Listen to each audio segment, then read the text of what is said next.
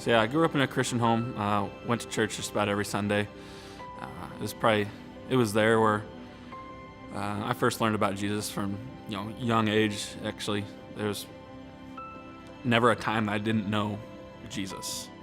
And I believe that all the way up until basically the day I turned 12. A few days before my 12th birthday, my grandpa had passed away.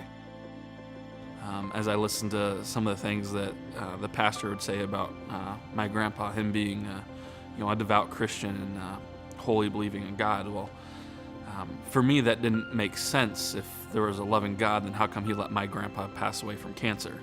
And being selfish, how come I had to spend my 12th birthday in a funeral home?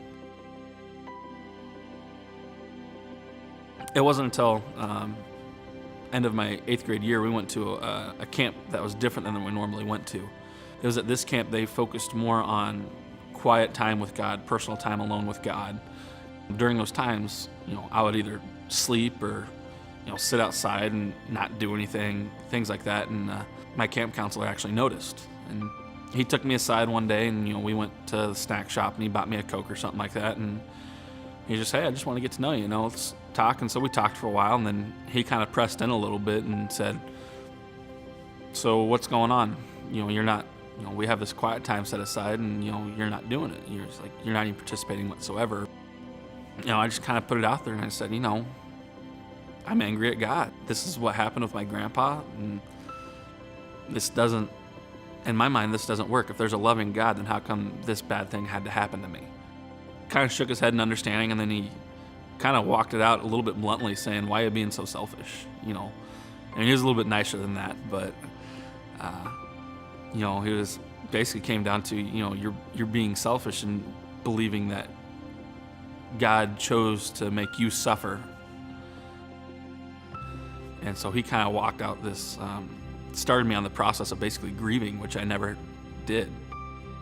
That counselor, what he did for me, it really gave me a new appreciation for what youth workers and youth counselors do for students.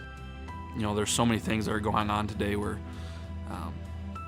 students have huge decisions to make, and they're 13 years old. It seems like they've got to walk through. My parents are divorced. I've got to deal with the pressures of school. I've got to deal with pressures of friends, even working or trying to find a job, how to figure out life as as a student.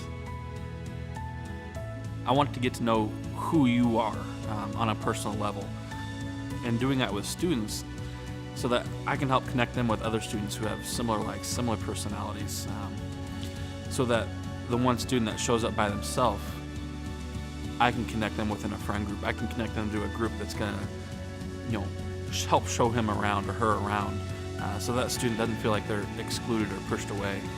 And it's one of the reasons that I love doing this, and one of the reasons I do what I do, is to see students accept each other as brothers and sisters in Christ.